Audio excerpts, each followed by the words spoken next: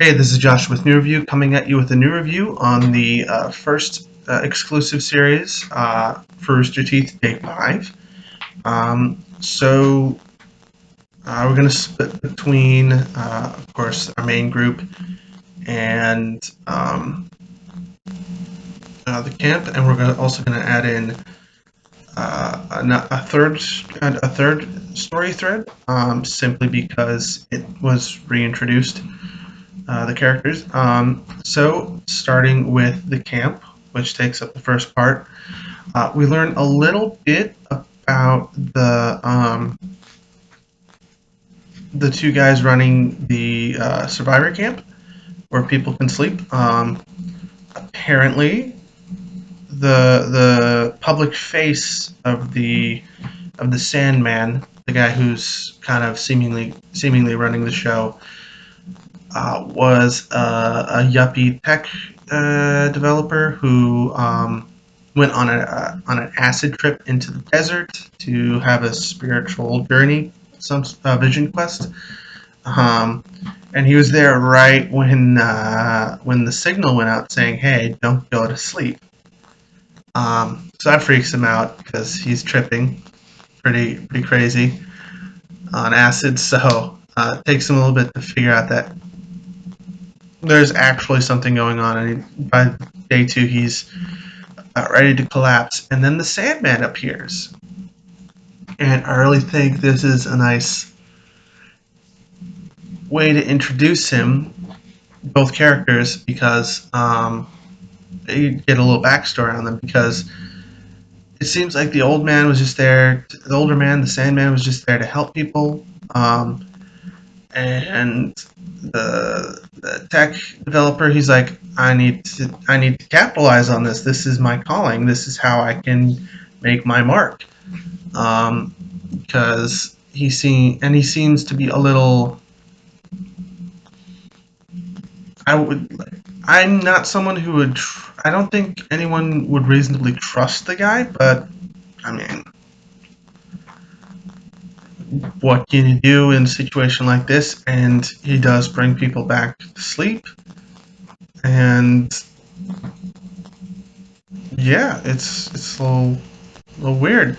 Aiden, the Australian, gives him some advice actually during their little meeting after he gives him the telescope. Suggests making some improvements based on his experience working in refugee camps, and it seems that the techie guy is kind of running the show and making the Sandman do what he wants, instead of just being just like a prophet or whatever for the Sandman. And it seems like he wants to kill Aiden, but it also appears that the Sandman listened to what Aiden had to say. He built a medical tent. He created a scootly pooping tent to steal from John Green. Um, and so it seems like Aiden's trying to make some improvements, and he's now viewed as a threat. To go to our main group. Um, they're looking for clues to see what's going on. And Shannon's character starts going around looking at dudes' dicks to see how long it's been since they died. Because apparently a dead boner can imply how long a person's been dead. Um, and eventually they figure out, they find a means of transportation, and then they find what appears to be the original camp of the sleep colony. Um, and it seems like Jake's angry. Jake, Sam is angry because of the decisions they made, especially to crash land the plane, which he thinks was a bad idea, and I'd agree. But um, he does find uh, a van to get as a means of transportation. Our reporter, who who vouched for the guy who had made a recording about the sleep colony. she finds her friend, and Jake tries to console her, but they both really don't know what they're doing. They both really suck at it. And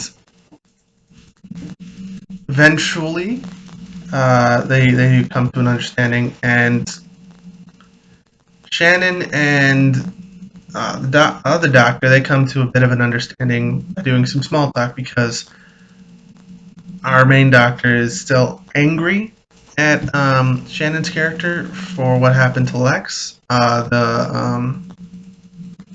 partner.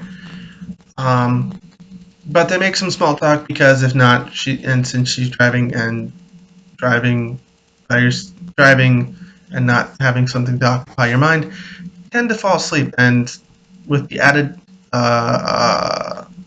portent of death if you fall asleep, she needed to stay awake somehow. So she talks Shannon's character, and we learn that he has a cat, and he's not entirely amoral. Doesn't entirely like the cat, but he likes the cat because it's an adversary, and adversaries are interesting. And he says the cat's still alive, even though most likely is dead, and he wants to think it's alive because something to think about, something to look forward to, and he doesn't yet not going home would break the illusion because cats sleep like 50 hours a day. That's an exaggeration, but you get my point. Um, so he doesn't have a cat anymore. Um, and then they get to a point where they have to walk, and then they eventually split up. Um, because they see a plane, they see a cloud, and they see a dead body full of arrows. Sam and Ellis go towards the body with the arrows and the path that it goes to.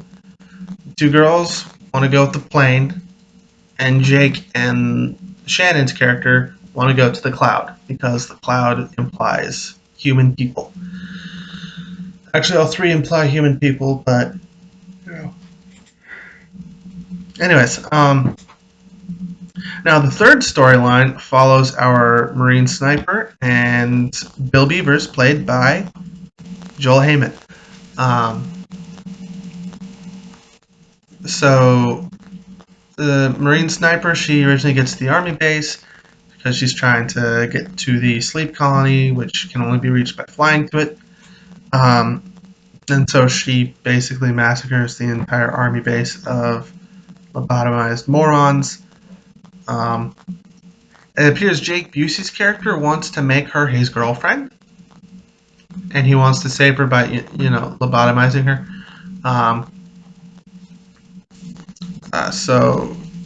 the prediction that they wouldn't last the week, it came true because she killed all of the soldiers except Jake Busey's character. Bill Beavers comes up and conks him pretty hard on the head, knocking him out. And of course, being knocked out also leads to death.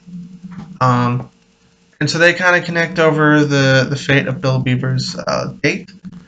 Um, and the group that they had been a part of for a little bit. Um, and eventually they kind of connect while flying a plane, even though he's not really qualified to because he's only flown 30 hours in a simulator and not an actual plane. And I really like Bill. He's just this like affable guy, and he doesn't know that she's trying to exterminate anyone who's awake that isn't part of her group. Um, and we learn that there's this bigger conspiracy, and someone betrayed this group of sleepers. So it's getting more interesting. And we're about halfway through we're a little over halfway through the season. Let's see how things go going forward. It's really interesting. It's getting more exciting. This is Josh with New Review signing off.